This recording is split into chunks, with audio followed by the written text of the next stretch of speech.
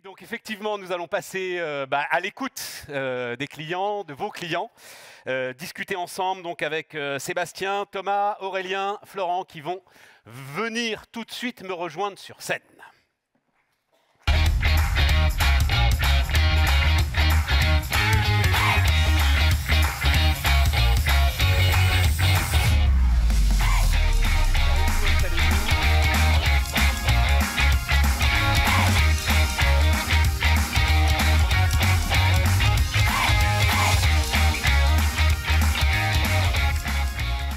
Voilà, donc les présentations sont faites, mais enfin, on va aller un petit peu plus loin dans la présentation. Sébastien, je commence avec toi, directeur RH, communication, projet stratégique chez InVivo, au cœur de la puissance agricole française.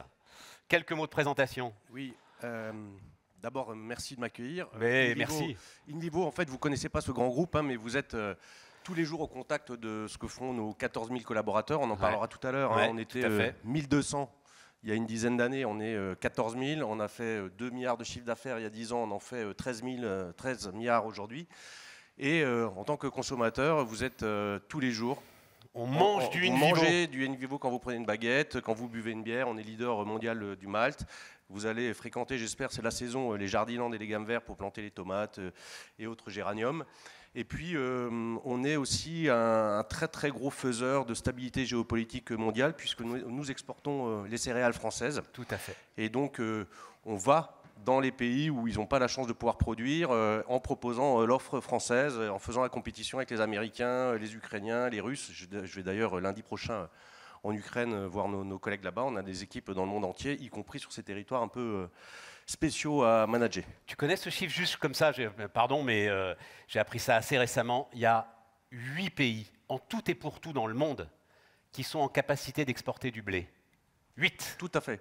Et quand vous traversez... Quand on sait l'importance du blé dans la chaîne alimentaire mondiale, la stabilité de ces pays et la stabilité d'un groupe comme InVivo, pour le coup, c'est géostratégique. Voilà. Tout à fait. Juste un mot sur le blé. Quand vous traversez les plaines de la Beauce, là, quand vous descendez vers le sud le week-end ou allez voir vos familles, il faut savoir que ce que vous voyez, 1 tonne sur 2 part à l'international. Donc c'est un outil incroyable en termes de commerce extérieur pour la France.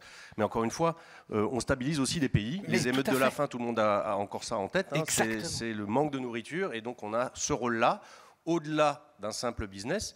Et puis vous voyez aussi avec le conflit russe, on ne va pas faire de géopolitique ce matin, mais le blé est devenu une arme de guerre. Donc vous êtes en face d'enjeux très très importants pour la nation. Et la France et InVivo jouent un rôle important sur cette problématique. Mais on fait de la géopolitique. Mohamed faisait de la géopolitique. On fait tous. Et c'est pour ça que je me suis permis cette introduction au début. On est tous dedans, voilà, qu'on le veuille ou non. Parce que produire le blé, c'est une chose, mais après, il faut transporter. Voilà. Eh ben oui. Et oui, exactement. Belle transition. Donc, Thomas Jorlange, donc je suis responsable SIRH et finance pour le groupe Mousset. C'est un spécialiste du transport et de la logistique. Ça représente 3400 employés, 2400 moteurs. Et on est présent sur 160 sites en France et à l'international. Nos activités, donc dans le transport, ça va être de la cour de ferme, aller chercher le lait, aller chercher la volaille, également de la partie industrielle, donc tout ce qui est transport de marchandises, et une grosse activité aussi sur la partie meunerie. Donc justement, le blé mais transformé pour le coup et pour livrer la plupart des boulangeries et surtout en région Île-de-France. Voilà. Et donc mon travail pour le groupe est de m'assurer que l'ensemble des logiciels sur la partie RH et finance soient performants, disponibles et qu'on ait donc les meilleurs outils pour travailler. D'autant que vous êtes en pleine croissance par acquisition et que finalement, un petit peu comme Mohamed l'expliquait, il faut intégrer en permanence. J'imagine des petites structures en plus en ce qui concerne les transporteurs. Beaucoup de petites structures, oui, et en effet, il y a un travail de simplification et d'intégration de ces sociétés dans nos outils groupes qui représente une bonne partie de mon temps. Oui.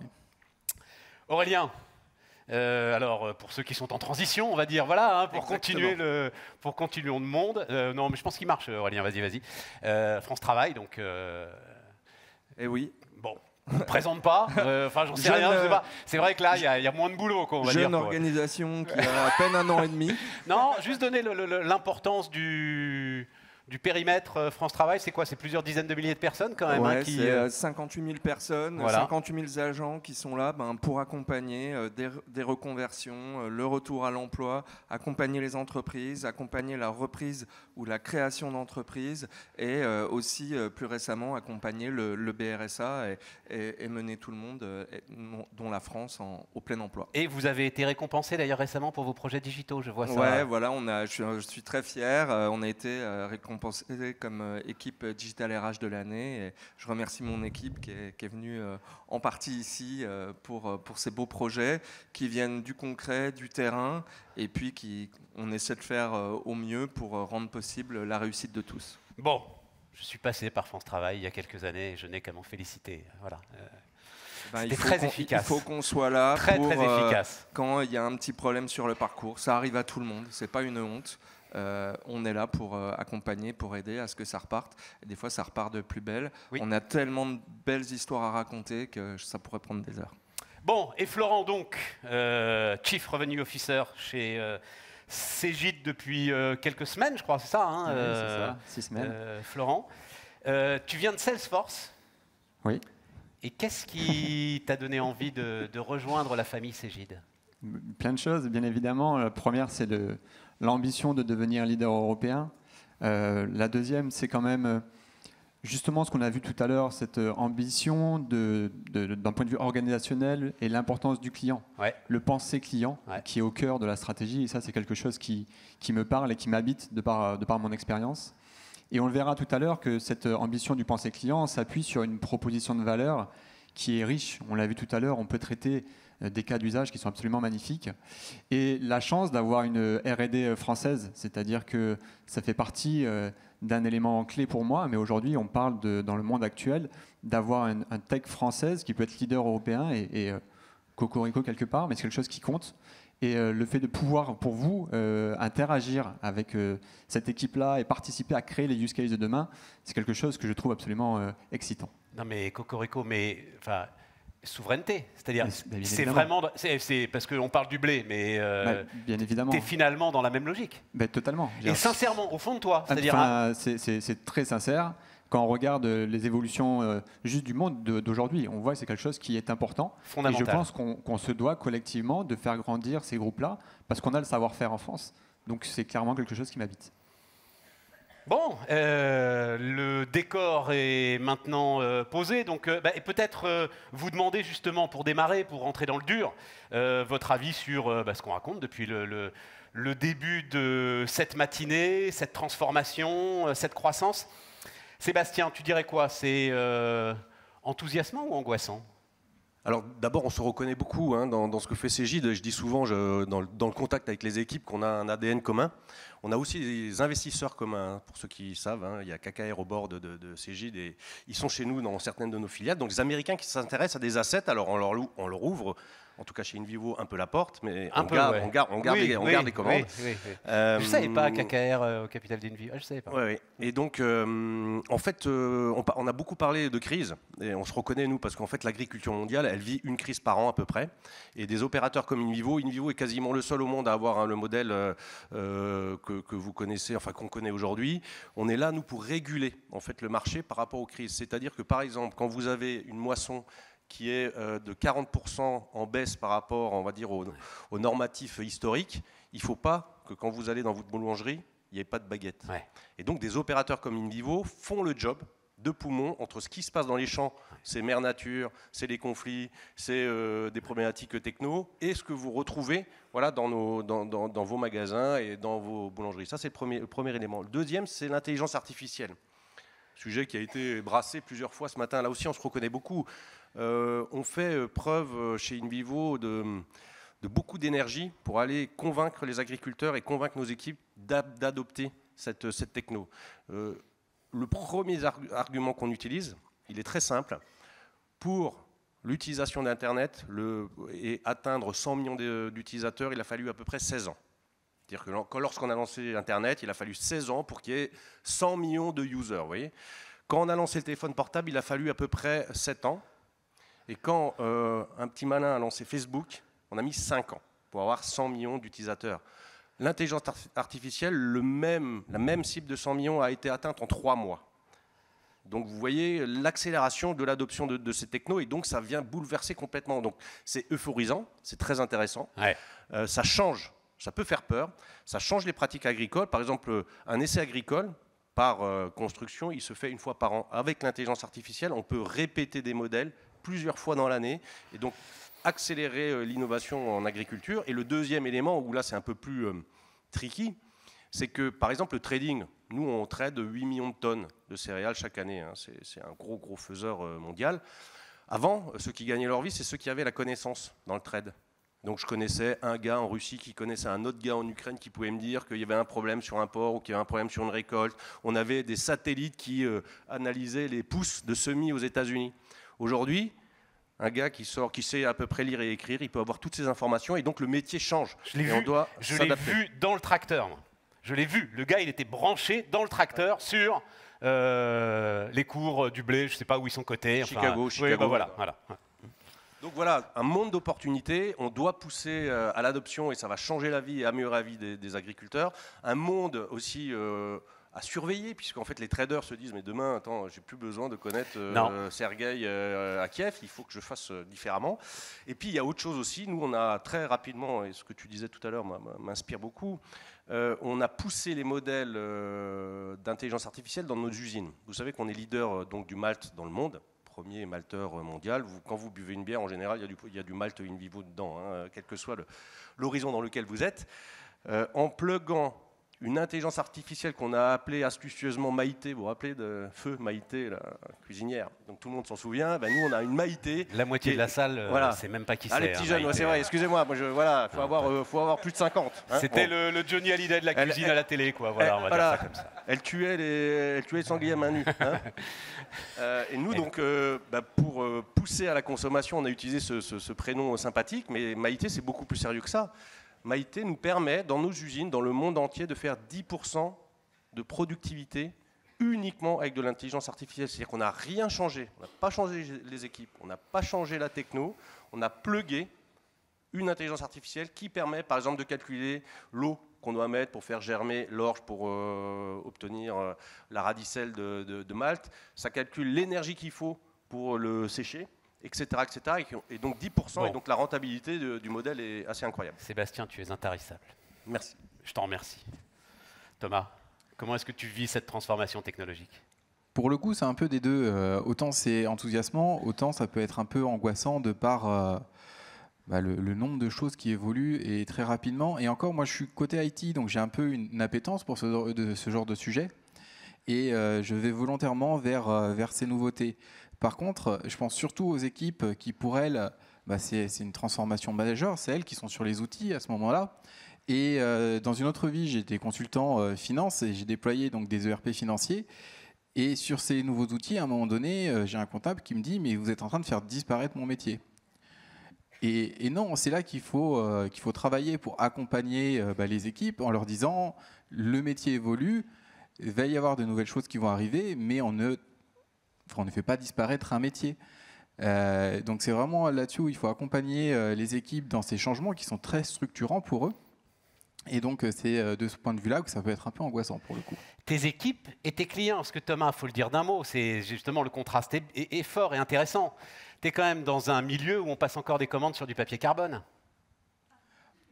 Alors, oui, oui, quand même. De moins en moins. De moins en moins, mais on y est encore quand même sur certains de tes transporteurs aujourd'hui. On a le sujet sur certains transporteurs des lettres de voiture qui ne sont pas encore dématérialisées, certes. Les commandes, normalement, on est là pour le coup, c'est bon. Totalement automatisé. Oui. Bon. Mais c'est vrai que dans le secteur, il y en a encore. Et donc, c'est cette dualité qu'il faut gérer. Il y en a encore. Et il ne faut pas prendre de retard, parce que justement, c'est un atout concurrentiel également. Ouais. Aurélien ? Moi, je trouve, pour ceux qui me connaissent, je suis très engagé dans l'intelligence artificielle depuis des années. Donc, moi, je vois d'un point de vue France Travail, en tout cas, beaucoup de choses qui sont assez enthousiasmantes parce que ça permet à énormément de personnes qui sont un peu éloignés de l'emploi, un peu exclus, de casser les barrières. Et ça, on le voit parce qu'on parle souvent d'intelligence artificielle en entreprise. On n'en parle pas assez pour les petites associations et les chercheurs d'emploi. On a sorti récemment un sondage qui dit que 95% des moins de 25 ans qui cherchent un travail utilisent l'intelligence artificielle et 69% des seniors. Donc quand on n'a pas le choix, on est en galère et on cherche un emploi et on veut se relancer, l'intelligence artificielle, quand j'en parle avec certaines associations ou personnes qui sont un peu dans la galère, ils nous disent c'est la vie. C'est la vie parce que je peux faire beaucoup plus de choses, je peux passer des barrières administratives. Et quand je parle de ceux qui sont éloignés de l'emploi, que des petites associations aident en plus de nous, et bien des personnes qui ne savent pas forcément lire et écrire, qui ne savent pas forcément s'adresser à une administration, et ben, il y a des petites associations qui les forment à Perplexity, ChatGPT, Claude, etc. Et ces gens-là apprennent le français, apprennent tout un tas de choses juste en dictant. Et nous, effectivement, on cherche à soutenir tout ça. C'est ce qu'on appelle le aller vers pour créer plus d'inclusion. Parce qu'on sait que quand on permet à une maman célibataire d'aller passer le permis grâce à l'IA pour qu'elle comprenne mieux, en le passant avec des assistants vocaux, etc., etc., quand nous, on permet de soutenir tout ça, ben on crée du lien social, on crée un tissu économique et puis on crée de l'inclusion. Et moi, ça, je trouve que c'est hyper enthousiasmant. Et en tout cas, c'est ce qu'on soutient à fond chez France Travail, en plus d'aider évidemment tous les autres et s'embarquer dans l'intelligence artificielle. Après, le sujet qui est un peu inquiétant et qui est assez vertigineux, c'est que moi-même, je vous disais, je fais des films internationaux avec 100% IA, etc. Moi-même, qui suis très impliqué dans les choses, qui passe à peu près 1h30 à suivre l'actualité et mes week-ends à tester, j'arrive pas encore à être suffisamment à la page, ça va trop vite. Et donc, effectivement, quand on doit... pardon. Non, je t'en prie. Et quand on doit ensuite prendre ces technologies-là qui évoluent tous les jours, les intégrer dans un établissement comme France Travail, avec toute la réglementation, toute la mise en conformité. La barrière administrative, tu l'as très bien dit, voilà, les murs administratifs. Voilà, et c'est assez complexe déjà à faire évoluer, à simplifier et vraiment à respecter tout ce qu'on doit faire. Voilà. Et les normes, c'est difficile. Ouais, en fait, l'intelligence artificielle sera sans doute beaucoup plus efficace, pardon de le dire comme ça, que l'Assemblée nationale pour essayer de libérer un tout petit peu les entreprises du poids des normes. Pardon. Florent, comment est-ce que tu vois ça? Parce que l'un des messages quand même, Bruno le disait, Mohamed le disait, on va continuer à le dire, c'est attention, tout ça ne va pas aller si vite que ça non plus, même si les expériences qu'on nous raconte là sont effectivement assez spectaculaires. Oui, je pense que ce soit effrayant ou excitant, ce que vous attendez de nous, c'est de vous écouter et surtout de vous comprendre, de comprendre votre métier, de comprendre vos industries et de pouvoir vous recommander un certain savoir-faire. Et je pense que c'est ce qu'on s'applique à faire, de vous accompagner sur cette transformation-là, parce qu'en effet, ça avance très très vite. Nous, c'est notre quotidien, donc c'est du coup beaucoup plus facile de vous accompagner ou de vous recommander. Et on a la chance d'avoir de multiples références et d'accompagner de multiples clients. Et on s'appuiera souvent sur ça, de pouvoir illustrer ce savoir-faire par des références. Dernièrement, on a pu travailler avec Carrefour sur la partie Market Pay, qui est la partie paiement, où quand on accompagne un client de partir de zéro, où on peut mettre en place un ERP, de la paie, des notes de frais avec 800 000 événements par jour, c'est un savoir-faire en fait, qui a été acquis, qui après est partageable avec tout niveau de confidentialité qui va bien sûr, mais c'est de vous apporter ça, ce savoir-faire, pour vous donner confiance si vous êtes un peu inquiet ou pour vous faire accélérer si vous êtes totalement excité. Tu l'as dit vite là, 800 000 événements de gestion par jour. Oui, exactement. À traiter. À traiter, plutôt traiter du coup. Traiter. Ça montre la solidité de la plateforme. Et je pense Market que vous le savez. Pay, c'est ça. Hein, Market Pay, c'est la dimension paiement de chez Carrefour. Exactement. Effectivement. Alors, justement, un mot, mais tu l'as beaucoup dit déjà, Sébastien, mais effectivement, l'épopée d'InVivo et donc la croissance formidable d'InVivo, elle s'est nourrie aussi avec des partenaires. Donc, comment est-ce que tu qualifierais justement ce support qui a pu être apporté par des partenaires et notamment des partenaires technologiques? Oui, deux choses. La première, c'est qu'effectivement, on est passé de 1200 à 14 000 collaborateurs, donc ça fait autant de payes à générer, d'entretiens annuels, de plans de formation, etc. Quand j'étais embauché, je raconte souvent l'histoire, il y a ma patronne du SIRH dans la salle, là, je lui ai raconté pour la convaincre de nous rejoindre. Quand j'ai été embauché en 2008 chez Envivo, on m'a demandé est-ce que vous connaissez les SIRH? J'ai dit oui. Hein. Bon, j'avais jamais vu passer l'ombre de ce type d'outil. Et depuis, on a fait 8 projet SIRH majeur. Et donc la notion de partenaire, elle prend tout son sens. C'est-à-dire qu'on est allé chercher, et on termine depuis maintenant plusieurs opérations par travailler avec Cégide, après avoir interrogé le monde entier sur ce type de solution. Ce qu'on cherche, c'est des go-between, des gens qui font avec nous, des gens qui nous comprennent, des gens qui ont l'ADN, des gens qui réussissent de par leur façon de travailler à motiver nos équipes, et on constitue des équipes. Et donc on n'est plus dans une relation client-fournisseur, on est vraiment dans cette logique de partenariat. Et encore une fois, c'est assez amusant, mais on a dans le monde sourcé comme ça des partenaires. J'étais au Bahreïn il n'y a pas très longtemps pour faire du commerce de boulangerie. On trouve des ADN qui sont très très proches en termes de vision des affaires. Par exemple, la notion du long terme chez ces partenaires, on va dire, économiques, qui est la même que la nôtre. Et chez Cégide, on a trouvé cette notion de partenariat, c'est-à-dire de travailler ensemble, de s'appeler quand ça ne va pas. On a eu quelques feux dans la baraque. Tu n'étais pas là, mais welcome. Et on a vraiment trouvé des solutions ensemble. Et donc, je compte sur toi pour la suite. Hein, il y en aura sûrement d'autres. Il n'est pas grand brûlé comme ça. Tu vois, voilà, c'est pas mal. Thomas, sur ces sujets SIRH, finance, l'accompagnement, la transformation. L'accompagnement, alors ce qui a évolué, tout ce qui a changé, je passerai outre toutes les normes et autres nouveautés qu'on peut nous imposer. En effet, je laisserai ça à l'IA. Mais il y a un seul axe que j'aimerais développer, qui est surtout la partie cybersécurité sur l'ensemble de nos outils. C'est vraiment une des priorités aujourd'hui et qui est poussée aussi par notre direction, c'est de faire attention à nos données, à la disponibilité de nos outils et aussi avec qui on travaille, comment eux ils travaillent pour renforcer tout ça. Parce que le plus gros risque aujourd'hui pour nous, c'est que demain on n'ait plus accès à nos outils et finalement nos camions ne partent pas, tout est bloqué. Et là, c'est très compliqué pour s'en remettre. Donc, c'est surtout cet axe-là, cybersécurité, qui est développé et il y a un renforcement, du coup, auprès de nos fournisseurs pour voir comment eux travaillent, eux réagissent aussi sur ces sujets-là. Aurélien, même chose. Ouais, idem, hein, forcément la sécurité, mais aussi, comme tu l'as dit dans ton intro, la souveraineté, c'est plus un gros mot dans la période. C'est vraiment, et là je reviens de 3 jours à Vivatech où c'était vraiment un vrai sujet de dire comment on peut avoir du cloud souverain, comment on peut avoir des partenaires franco-français, et c'est vrai que effectivement quand nous on cherchait à la fois un partenaire exigeant au top du top sur des process RH, mais aussi français avec des données hébergées en Europe, parce qu'en tant qu'opérateur public, on a cette obligation-là directement dans les marchés publics. Absolument. Il n'y a pas 36 000 partenaires, il n'y en a pas des masses. Et puis ensuite,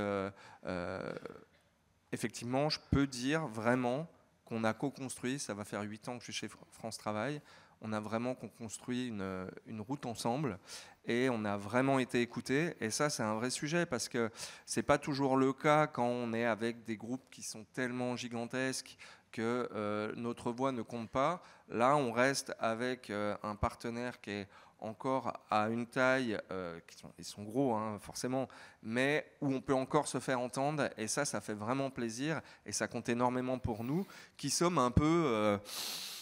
on n'a aucun étalon de comparaison, on est un peu tout seul dans notre coin, France Travail, avec nos process, etc. Donc c'est important d'avoir un peu de sur-mesure. Alors, d'abord, un point pour toi. Il se trouve que je participe à un cercle des DSI du secteur public, donc tu es le bienvenu, je t'en enverrai les coordonnées. Voilà. Et je discutais récemment avec ton équivalent de l'URSSAF, voilà, qui a fait un énorme boulot, et ça va te parler, un énorme boulot pour sortir d'un certain nombre de systèmes qui étaient des systèmes dits propriétaires, mais enfin face aux propriétaires, ça veut dire qu'il y en a un qui est possédé, hein, et il faut bien dire les choses. C'est un boulot colossal. Mais à l'arrivée, disait-il, c'est un facteur d'attractivité. Absolument. Exactement ce que tu as vécu toi dans ton choix d'aller faire une aventure qui est une aventure souveraine. Voilà, c'est pour des talents. Enfin, je pense que sur cette notion de partenaire, c'est l'approche de pensée client et d'exigence. C'est-à-dire qu'on ne va pas proposer un produit, on va proposer une solution, on va connaître votre métier, on va connaître votre marché, et à la fin, on va être capable de savoir dire non. Alors, c'est savoir dire non pour votre bien, savoir vous orienter sur ce qui nous semble être le plus réaliste pour vous. Et comme c'était très bien dit tout à l'heure, c'est aussi par moment d'être là quand dans une relation de partenariat, il y a des difficultés, c'est d'être présent à ces moments-là. Et le fait d'être grand, gros, plus d'1 milliard, mais d'être français avec des clients français, c'est là où ça fait la différence. Quand on est américain et qu'un client américain a un problème, c'est bien résolu. Quand on est français avec une société française, c'est bien résolu. Donc on accompagne clairement aussi dans ces moments-là. Et décris-moi un petit peu cette posture d'advisor que vous avez envie de développer justement, qui résume un petit peu ce que tu viens de dire là. Oui, cette posture, c'est même pas une posture, c'est ce qu'on veut faire et ce qu'on demande aux équipes, c'est de connaître clairement votre métier, de vous recommander, de connaître vos cas d'usage, votre industrie, de pouvoir partager sur ce que font vos compères. Et clairement, c'est de pouvoir vous conseiller et non pas vous donner juste un prix. Donc, quelque part, moi, ce que je peux vous demander, c'est de continuer à être exigeant avec nous, exigeant sur vos besoins, sur vos attentes, nous tirer vers le haut pour qu'on puisse vous permettre d'accélérer. Et parce qu'à la fin, c'est très très simple, c'est votre succès qui fait notre succès. Donc on doit vous accompagner très clairement. Tu racontais Carrefour, peut-être on peut raconter alors le socle pour le coup de la sécurité digitale, c'est-à-dire BPCE, ce que vous avez fait un petit peu. Oui, sur BPCE, c'est l'accompagnement, on va dire la digitalisation de toute la partie déclaration et paiement des impôts, de 1200 sociétés différentes, 550 utilisateurs. Et donc très clairement, quand on accompagne ce type de transformation, pour le coup, on va toucher à tout ce qui va être organisation, people, process, outils. Et donc on est dans cette notion de confiance, de partenariat. Et c'est ce qu'on apprécie faire avec vous parce que vous nous rendez meilleurs, tout simplement. Tout à fait. Cette notion de partenariat, d'advisor, comment est-ce que tu regardes ça? Mais c'est très bien dit et c'est vraiment l'état d'esprit dans lequel InVivo travaille, sur tous les streams dans lesquels nous sommes. On cherche des partenaires, on construit ensemble. Je parlais tout à l'heure du Bahreïn. Avec Cegid, c'est pareil. On est dans une logique où, bien entendu, il y a une discussion sur les prix. Il faut la faire, même quand vous vendez une tonne de blé, vous parlez du prix, mais on parle aussi de l'impact que vous pouvez avoir dans votre façon d'aborder nos sujets SIRH et SI. Et comment on travaille sur des avis et des conseils plutôt que sur de la techno ou sur un catalogue d'offres. Et encore une fois, nous, on a eu le Grand 8 avec Cegid, et on est toujours là. Donc ça veut dire qu'on est très satisfait du Grand 8 et de l'attraction que vous nous avez proposée. Mais voilà, on a vraiment travaillé sur cette notion-là, dans des moments des fois difficiles qui étaient plutôt de notre côté, puisque en fait, la course en avant d'InVivo fait qu'il y a une complexité très importante. Il y a 120 sociétés, on en rachète tout le temps, on en revend, donc il faut vraiment nous suivre. Et vous êtes vraiment à nos côtés, et même quand on a fait mis le feu, et des fois c'était nous qui avions les allumettes, on a trouvé, les solutions et on a travaillé sur cette logique de partenariat en permanence. Mais c'est intéressant, c'est des histoires de croissance après, donc de toute façon, ça reste passionnant. Thomas, comment est-ce que tu regardes cette notion d'advisor, de partenaire? Alors sur la partie advisor, oui, totalement convaincu par ça. Vous faites, alors on a nos hommes et nos femmes qui travaillent au quotidien et qui font la réussite de l'entreprise, mais maintenant nos outils font partie de la réussite de l'entreprise. Donc quand on choisit des partenaires, on a bien sûr envie qu'ils nous accompagnent, qu'ils donnent leur avis et qu'ils proposent les meilleures solutions. Et d'ailleurs, je pense que vous le faites régulièrement, mais encore une fois, venez dans nos entreprises, venez passer du temps avec nous pour que l'on affronte ensemble les problématiques que l'on peut avoir. Et on parlait de partenaires, il y a 3 choses que je retiens. On parlait du coût tout à l'heure. Alors certes, c'est important, parce qu'on est dans un milieu ultra concurrentiel. Donc si on paye 3 fois plus cher un outil que notre concurrent, certes, on va être en situation de faiblesse par rapport à ça, mais il n'y a pas que le coût, il y a aussi la performance. Si on passe 3 fois plus de temps à passer nos commandes, faire nos factures, c'est pareil. On se retrouve dans une situation qui est compliquée. Et la disponibilité, où maintenant l'ensemble des outils sont dans le cloud, sont en mode SaaS, etc. Si on se retrouve avec une rupture de service, c'est autant de chiffres d'affaires, voire de clients mécontents qui peuvent partir. Donc il y a une vraie relation de confiance à bâtir et qu'on bâtit au quotidien avec nos différents commerciaux chez Stégide. Et donc voilà, il faut vraiment insister sur le mot partenaire et maintenant aussi advisor pour le conseil. Ouais. On continue avec toi, Aurélien. Mi-septembre 2022. Ouais. 2020, mi-septembre 2020. C'est pas la même tension, mi-septembre 2020 ou mi-septembre 2022. Plan national de relance et de résilience qui tombe. L'État dit il faut relancer l'économie après le Covid et il faut donner des moyens à Pôle emploi. Faut recruter 2000 personnes en CDD pour le 1er janvier. Donc octobre, novembre et puis un petit mois de décembre. Si on n'a pas le bon partenaire pour recruter 2000 personnes en 2 mois et demi, ça ne va pas. Et on l'a fait. On l'a fait et ça s'est extrêmement bien passé, mais parce qu'on a eu la solidité et la capacité de pouvoir reposer sur notre partenaire. Et donc ça, c'était extrêmement... Je prends cet exemple-là parce que c'était vraiment un exemple il est spectaculaire, y compris dans l'analyse des profils, tu peux... Oui, avec des tests au recrutement. Et puis, pour recruter 2000 personnes, il faut en avoir vu... au moins shortlisté 10 000 et reçu peut-être 20 ou 30 000 CV. Donc c'est quand même assez spectaculaire. Ouais. Et voilà, donc il faut les outils et recruter les bons et partout sur le territoire. Bon. Parce que c'est voilà. Et après, en tant qu'advisor, je pense qu'on est dans une période hyper importante où on a besoin de...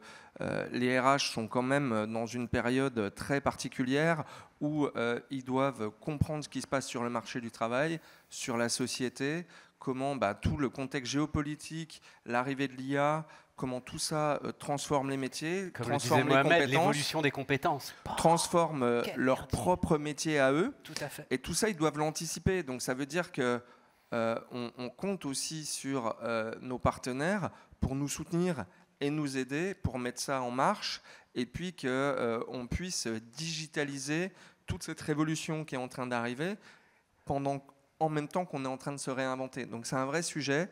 La période est à la fois palpitante et inquiétante et c'est qu'avec des partenariats solides qu'on arrivera à relever le défi.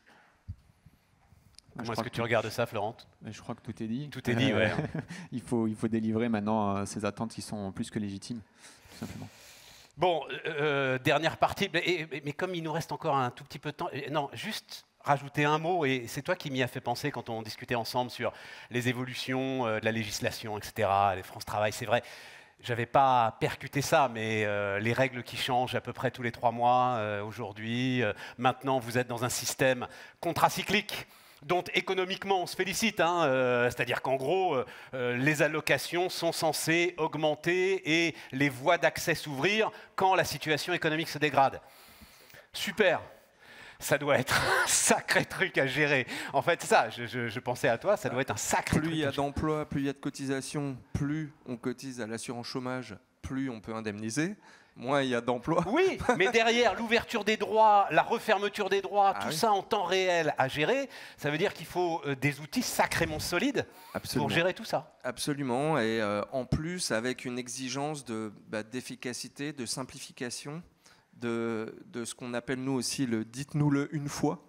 Ouais. Pas qu'on répète 40 000 fois la même chose, qu'on redemande 40 000 fois les mêmes informations, les mêmes pièces justificatives, etc., etc. Il faut aussi qu'on le dise au moins une fois. Ça me fait penser à ce que tu me disais. Tout à fait.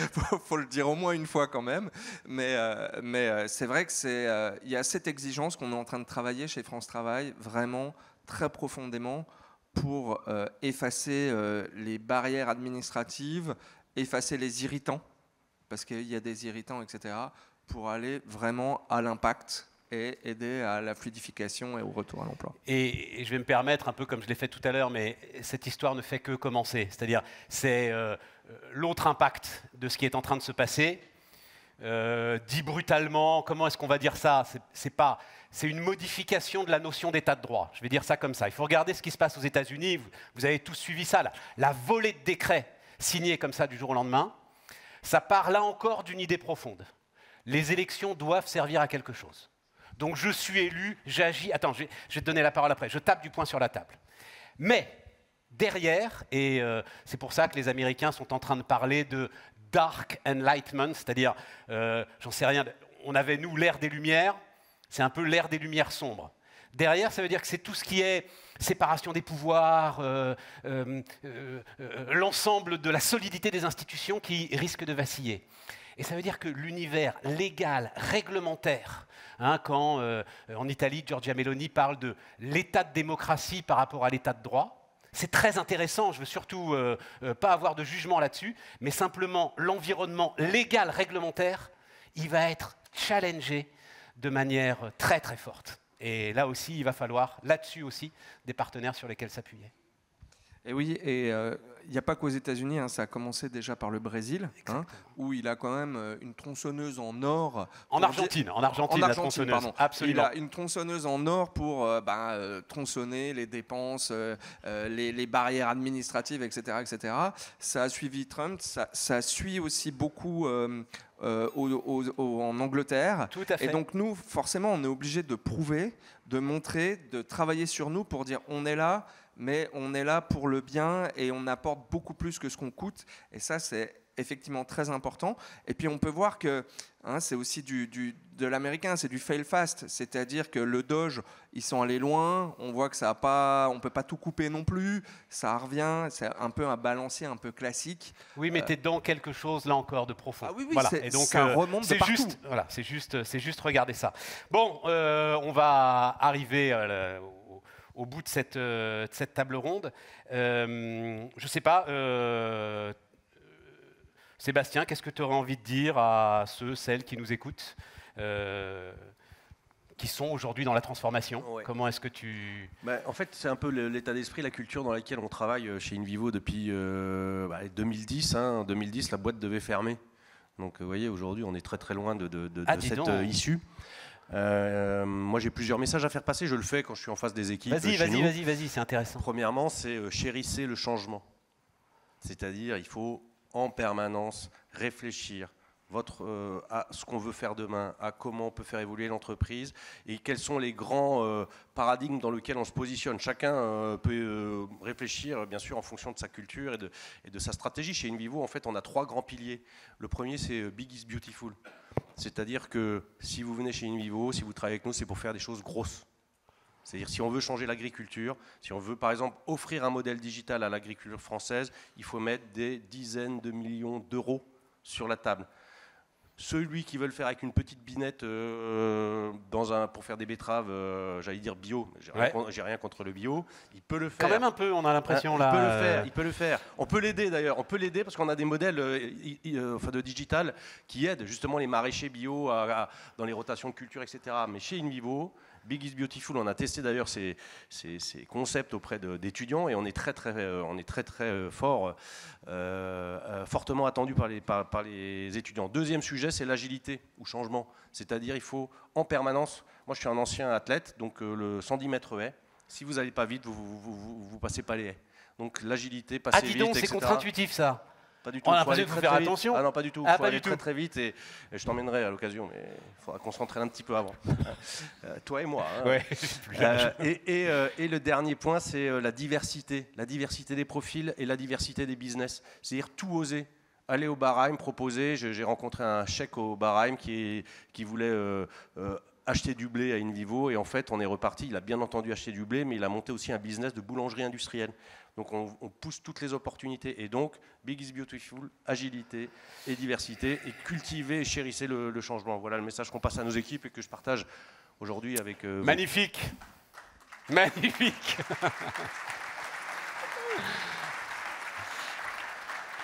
Thomas. Le maître mot, c'est curiosité, regarder ce qui se fait. Ouais. Et surtout, et je réinsiste sur ce point, parce que je l'ai développé tout à l'heure, embarquer les équipes. Donnez-leur de l'information, inscrivez-les à des événements, mais vraiment que tout le monde soit embarqué sur ces sujets, parce que ça peut faire toute la différence dans la réussite d'un projet. Et également, parlez-en à vos pairs, à d'autres sociétés. Moi, j'ai la chance de faire partie d'un club utilisateur qui est le Club Expert sur l'outil XRPU de Cegid. Et ça permet donc de débloquer des synergies entre entreprises, d'avoir un dialogue qui est poussé avec l'éditeur, qui est entretenu. Et Cegid joue le jeu justement sur ce sujet. Donc vraiment, voilà, développer un réseau et développer donc des synergies avec d'autres personnes pour co-construire donc les outils de demain. Ouais. Mais effectivement, Cegid le fait et pour le coup, j'ai le plaisir aussi d'animer régulièrement des rencontres de directeurs de la trésorerie, tu vois, voilà, autour. Alors, pas forcément d'ailleurs, et c'est ça qui est très intéressant, pas forcément d'ailleurs club utilisateur. Certains, ça paraît dingue, mais certains ne sont pas clients de Cegid, tu vois, le truc de fou. Mais néanmoins, ça permet d'échanger, de parler, etc. Et assez souvent de vous rendre compte que vous êtes à peu près tous dans la même situation, avec à peu près tous les mêmes questions, et qu'il est souvent très très utile de chercher des solutions ensemble. Bien sûr, et confronter les outils, voir comment dans d'autres outils c'est fait, ça peut aussi apporter des réflexions sur comment améliorer le nôtre, forcément. Ouais, tout à fait. Comment est-ce que tu vois ça Je rejoins ce qui a été dit, évidemment, mais nous, on va chercher quelque chose, c'est l'impact. L'impact, comment on va pouvoir impacter, comment on va pouvoir fluidifier les choses, comment on va pouvoir construire une meilleure société, tisser du lien, amener au retour à l'emploi. Et c'est aussi important, dans ces moments-là dont on parlait juste avant, d'avoir cette solidité par le travail, par la réalisation de soi. Et le deuxième sujet, c'est... Attends, un mot sur l'impact, ça veut dire que l'ensemble des projets que tu peux développer, c'est ça. Notamment, tu nous parlais d'IA tout à l'heure. On va d'abord voir. On va le penser par l'expérience utilisateur. utilisateur. Avant l'effet waouh, on va voir l'impact que ça peut avoir. Création de valeur au bout de la chaîne. Chaîne de valeur, qu'est-ce que ça change? On ne le met pas en place si ça sert à rien, si c'est pour faire du digital pour du digital ou de l'IA pour faire de l'IA, ça ne sert à rien. C'est vraiment impact. Comment on va créer une chaîne de valeur, créer de la valeur pour nos utilisateurs, fluidifier le marché du travail. Voilà. Vraiment, sinon ça ne sert à rien de faire la transformation. Ça, c'est le premier sujet. Et deuxième sujet, c'est aussi penser à aussi toujours le même mot impact, mais de cette transformation. On a un monde du travail un peu anxiogène, là, quand même, avec tout ce qu'on est en train de se raconter. La géopolitique, les guerres, l'arrivée de l'IA, tout ça, beaucoup de monde se pose des questions, avec toujours plus de productivité et d'attente. Donc, il faut... Le deuxième sujet que je dirais, c'est le care. C'est comment on va pouvoir prendre soin de nos collaborateurs, comment on va pouvoir prendre soin des chercheurs d'emploi pour aussi rassurer, créer du lien. L'intelligence artificielle, dans les équipes, elle distend les liens. Comment le management va pouvoir se réinventer pour recréer ce lien. Comment je vais manager des équipes IA, des équipes d'humains en même temps. Comment je vais manager des équipes d'humains qui pilotent des IA. C'est des vrais sujets qu'on se pose et qui sont importants. Ça va encore beaucoup plus loin que la transformation des compétences.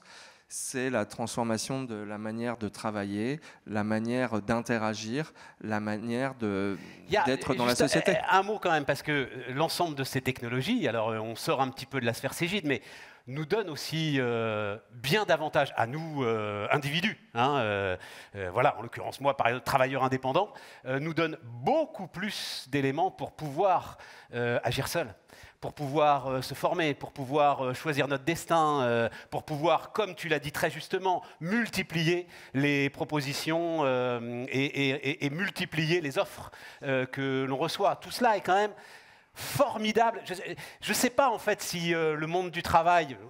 Oui, il y a un contexte qu'on décrit et qu'on a décrit tout à l'heure, qui est un contexte challenging, mais... vu le niveau de protection qu'on a, nous, ici, en France et en Europe, je crois que justement, c'est le moment de saisir l'ensemble des opportunités que nous offre le monde du travail. C'est exactement ça. Et ce qu'on voyait sur le marché américain, c'est-à-dire d'avoir carrément plusieurs activités en parallèle, c'est quelque chose qui est en train d'émerger grâce à tout ça. En France, c'est plus un tabou d'avoir 2-3 boulots à côté, d'être conférencier, prof, cadre dirigeant. Ça se fait de plus en plus, ça se développe parce qu'on gagne de la productivité. Donc ça recrée complètement le marché du travail et on doit être là pour ça. Je te laisse la conclusion. Laurent? Oui, avec plaisir. Peut-être en un mot, mais c'est pareil sur la notion de ce qui nous anime, c'est le succès client, si on résume, parce que votre métier est complexe, la réalité réglementaire est éminemment complexe. Ouais. Le métier d'un CGID est complexe et en fait je pense que d'avoir une vision commune qui nous lie au succès client, c'est ce qui nous permet de rendre ce complexe beaucoup plus simple. Du coup on va simplifier et arbitrer toutes les décisions qu'on a à mener autour de cette ambition du succès client. C'est ce qui fait que notre quotidien du coup est plus simple dans cette complexité. Et pour conclure, vu que tu me donnes le mot de la fin, c'est très très simple. Le mot de la fin c'est merci. Très sincèrement, merci, parce que, encore une fois, ce que je disais tout à l'heure, c'est votre succès qui fait notre succès. Donc, merci pour ça, merci d'être venu. Et on vous montrera juste après, avec Jean-Baptiste notamment, comment on peut matérialiser cette promesse de vous accompagner et de simplifier les choses. Mais c'est ce qu'on va faire, parce que, encore une fois, votre succès est important pour nous. Merci beaucoup. Merci, messieurs, en tout cas. Tout cela a été, je l'espère pour vous, très intéressant.